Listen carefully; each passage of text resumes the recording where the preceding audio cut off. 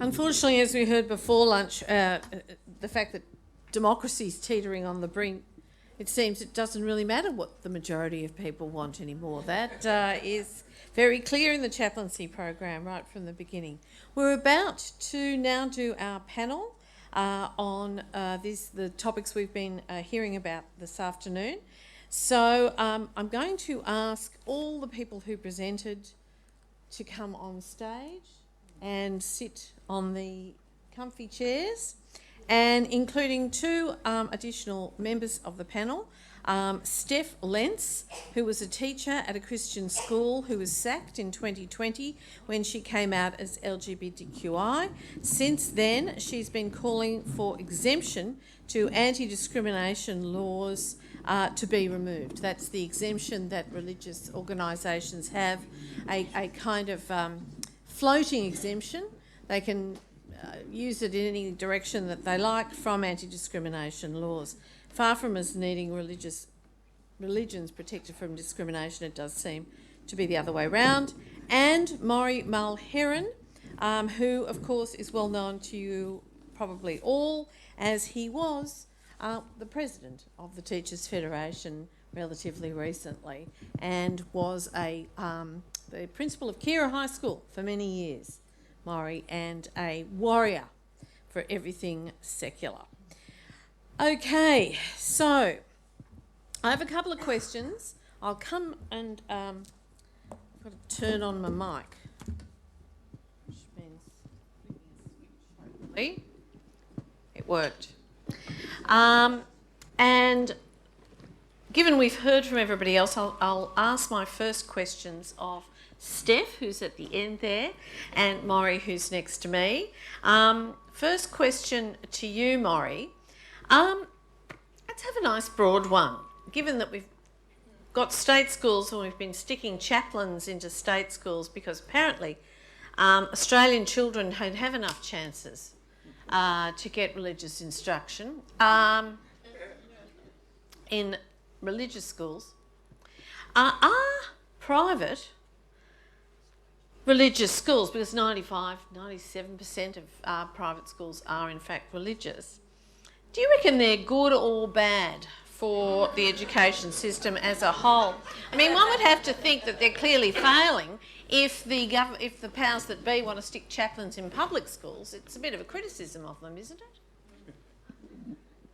Well, they're certainly not meeting their KPIs. There's more Catholic schools that turn out more atheists than I think than public schools do. Yeah. But it's a serious question because when you look at it, the role of churches now in perpetuating the private school system and getting it funded are actually maintaining a segregated education system. Australia now has the greatest concentrations of disadvantaged kids in disadvantaged schools than virtually any other OECD country. And that is actually increasing at an alarming rate. So what we've got with the private schools is essentially disparity paraded as diversity. It's effectively, as someone just called out, an apartheid system. So what does that mean in terms of who gets educated where? And I always kind of get bemused when the Catholic Church try and portray themselves as somehow their schools are a bit like a public school, except it's got a crucifix. But only with fees. Got a crucifix at the front, but it's largely the same kind of... Well, it's not true. 82% of the poorest kids in our country go to public schools. Only 11% go to Catholic schools. About 6 or 7% to the other independent schools. So this notion that somehow they're all a little bit the same and therefore deserve funding. And it's the same with all the other equity areas, whether it be Aboriginal kids or kids with disability or kids in remote schools and so on. The same levels of kids going to public schools remain the same. So the churches are playing, if they ever did play a positive role, they certainly are not for the last 30 years or so, played anything but a disgraceful role in actually segregating our society And earlier, one of our speakers talked about the polarisation in the Australian community. When you go to your local bus stop of a morning at about 7:38 and you see kids that are colour coordinated, groups of kids in different coloured uniforms, all going to different schools, where we actually, unlike America where they use busing to desegregate their schools, we use transport subsidies to segregate our schools. You realise that you have a very, very serious problem in this country. Thank you, Maurie. And I often refer to private schools as the gated communities of education, because that's what they are. They have gates and walls to shut the kids they don't want out. That reminds me of Capital, because if you talk about gates and the sandstone gates at the front of private schools, remember in June 2017 the Turnbull government abolished capital funding to public schools. That was stopped. Some of it came back under Albanese, but only, I think, about $216 million, whereas $1.9 billion in capital funding goes to private schools. So not only are we paying for their teachers and their recurrent funding on an annual basis, we're building more of their schools with our money. And yet public schools, most were built in the post-war period and in long either need a knockdown and a rebuild, are not getting any federal funding virtually at all. It's shocking. Absolutely shocking. Steph, my next question is to you. What do you hope that the government will do on this issue of having a statutory exemption to anti-discrimination laws in the next year, which I presume we're now talking about is 2024? Do you have any hopes that that's going to change? I mean, at this point in time, it's important to say that in most states in Australia, as well as in federal law, it's still possible for religious organisations, not just schools, but any service provider that's got a faith basis, to discriminate in their hiring and firing and in their provision of services based on whether or not they perceive somebody to present a threat to the religious tenets, the religious susceptibilities of that community.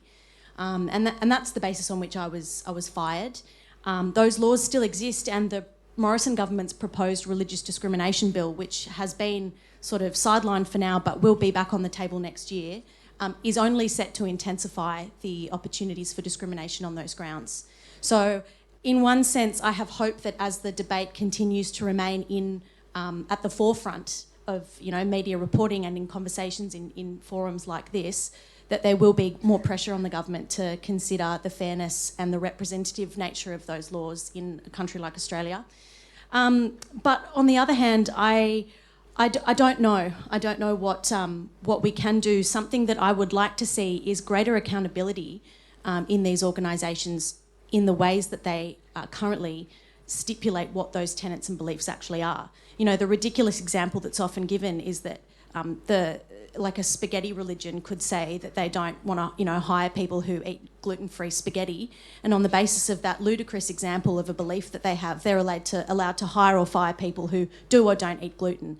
That kind of silly example indicates just how little accountability and how little scrutiny there is at the moment for the way that religious schools and religious organisations state their beliefs and then enact their hiring and firing policies accordingly. So I think if there was more collaboration, more oversight, more accountability, more scrutiny in this regard, perhaps organisations like the school that fired me would be less able to get away with it, that there would be a greater sense of what the consensus is among a faith community and how we hold one another to account in those networks of schools, for example, so that this doesn't happen as much. Yeah. Yes, I've often thought if they just said to them, that's okay, you can discriminate, but you're going to have to nominate on the basis on which you'll discriminate, which religious tenets precisely you are obeying by discriminating on that basis, and you will need to include that information on every piece of advertising and communication to parents, to patients if it's in a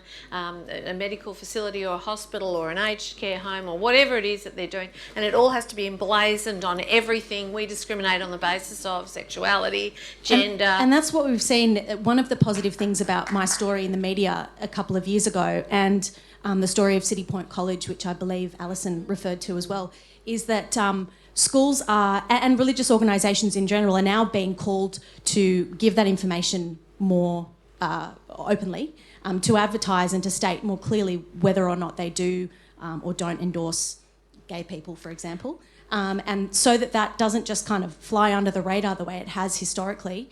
And I think that's appropriate. Absolutely, it shouldn't be a statutory exemption. You want to discriminate, be upfront about it.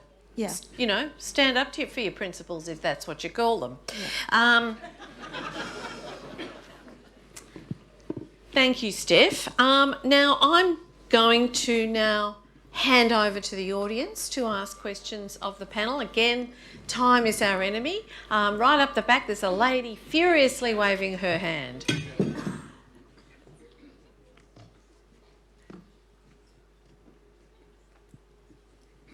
Thank you so much for giving me this opportunity. I flew all the way over from WA to be here, so I'm really glad that I got to ask questions.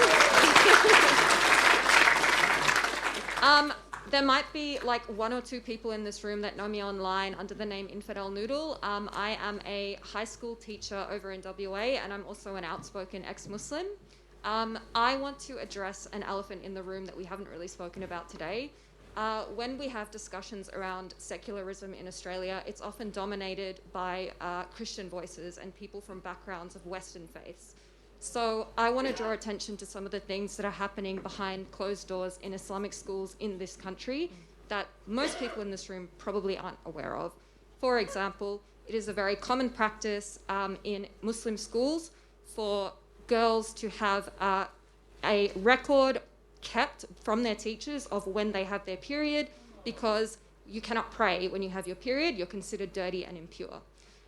So my question to the panel is, yes, obviously these schools are private institutions, and yes, they have a right to freedom of religion, which they get public money. Yeah, which I completely stand behind.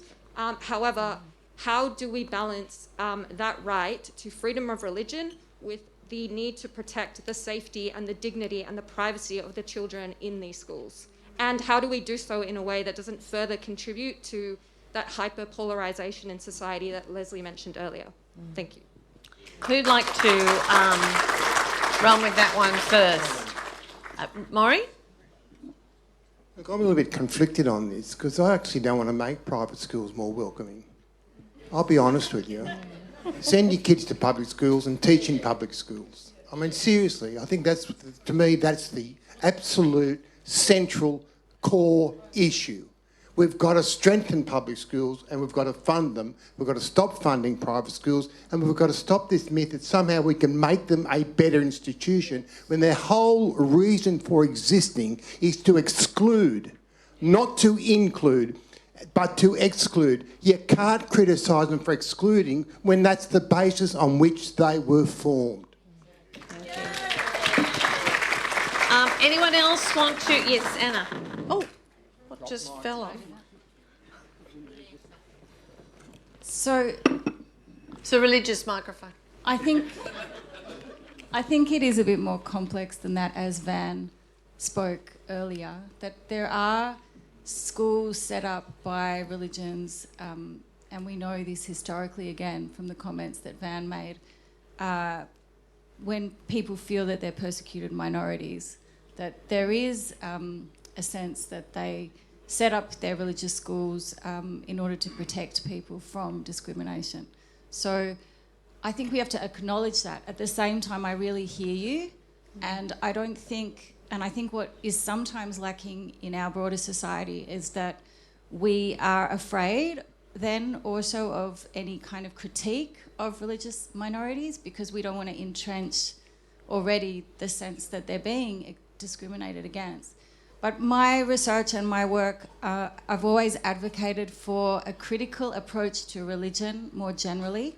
And I think, as other people have spoken about today, there are progressives and conservatives within all religious groups. So we shouldn't be like demonising, one particular religion or demonising religion,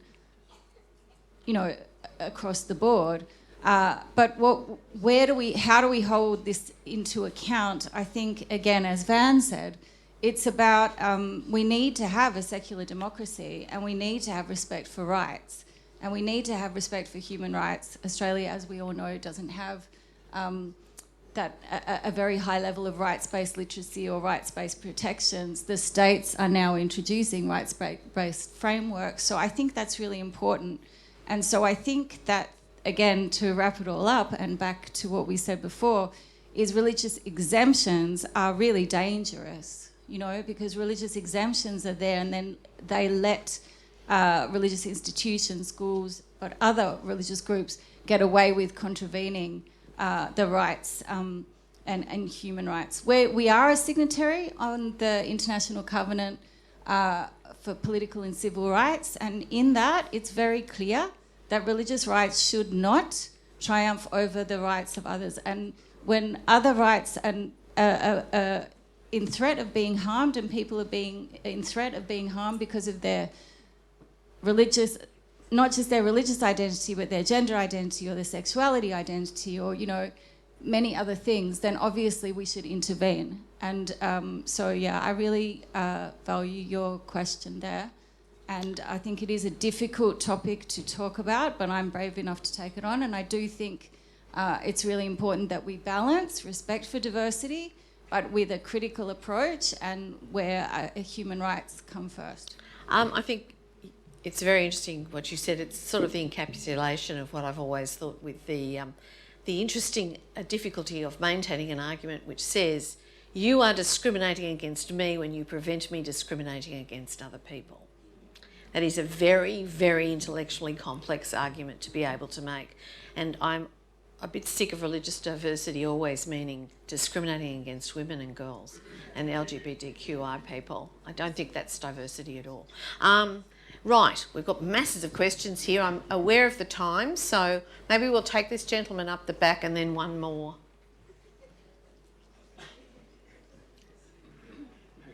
Thank you everyone for your contributions today. I think it's very heartening as a secularist to see the advances of irreligious people in the community as borne out by the census. And now we have a government that is less conservative than the previous one and somewhat less religious, and a Prime Minister that once upon a time was a very progressive person. So I'm just wondering what, at a practical level in the political sphere, is being done, and are we close to getting some of the changes in all of these areas from the current iteration of politicians that we have? Alison, do you want to take that one? Thank you. So I'll comment on perhaps the chaplaincy issue. You know, the current government has offered a non-required religious alternative to the chaplains, but still kept in the requirement for a religious endorsement of a chaplain who is doing a role that is specifically now stated to be a non-religious role. So that's not good enough as far as I'm concerned. Ron, do you want to comment? Well, it was pretty much in the movie.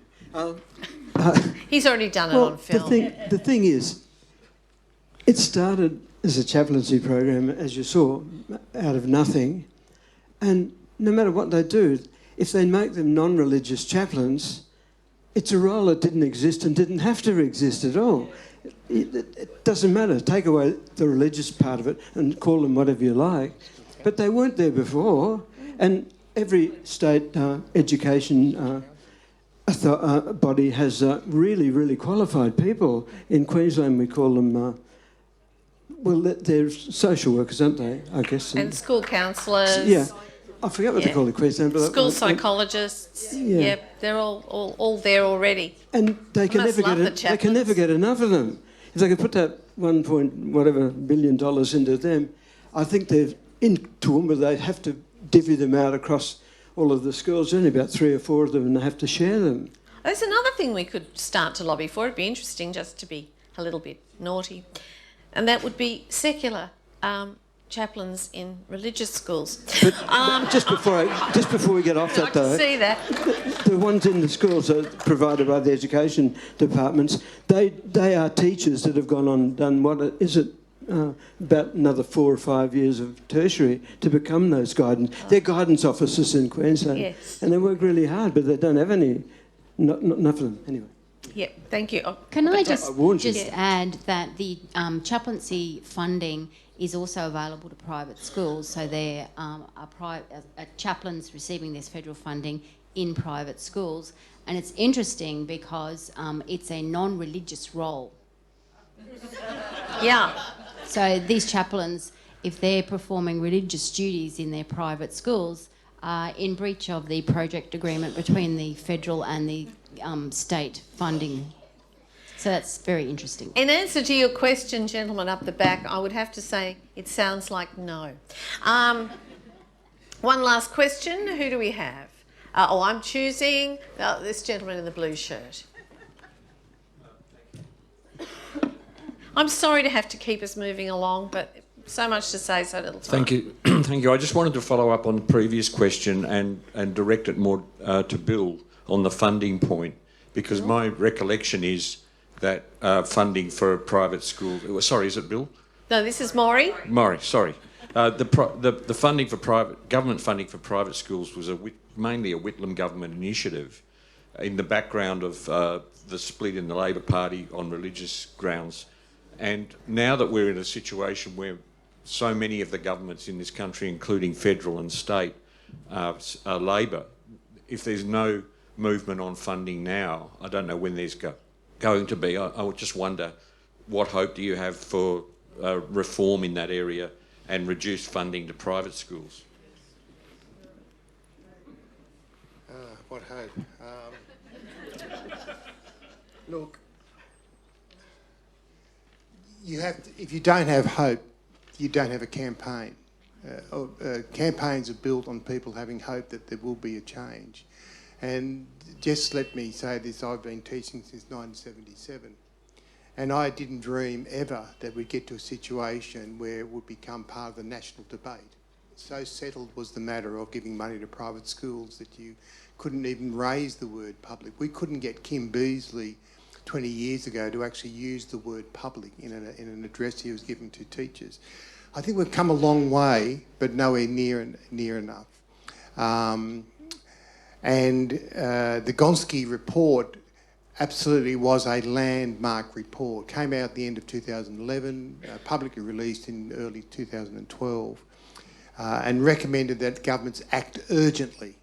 Such was the dire conditions in public schools that they had to act urgently. Since then, some of the funding came in, but Abbott got elected, of course, and then he cut the funding by 2/3. Only a third of the funding ever came. And then Turnbull got in and he brought in the 80-20 rule, which is in June 2017, by way of amendment.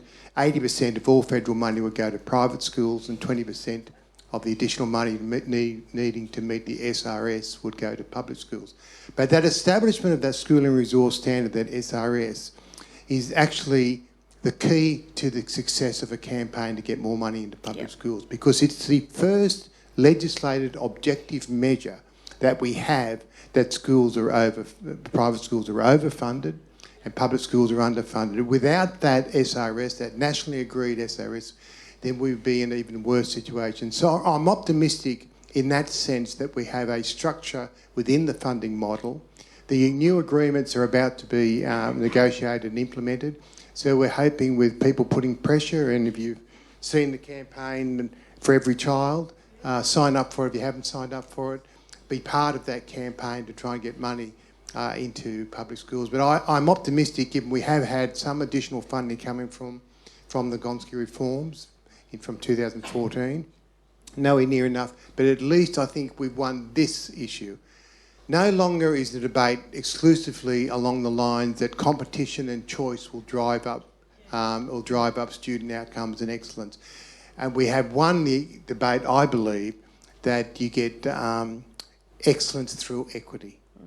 And I think that is an intrinsic belief that most Australians have, that if you have a more equitable system of education where you don't discriminate against some children because they go to a public school, then you are going to drive up student outcomes. Already, I can finish on this point, the gap between low SES and high SES Year 9 students, so this is kids about 15 years old, The gap now in educational outcomes is 5 years. Those young people coming from a low SES background will never, in life, catch up. Yeah. So if we don't get the funding reform we need to put the money into public schools, we're condemning generations, millions of children to never, ever reach their potential.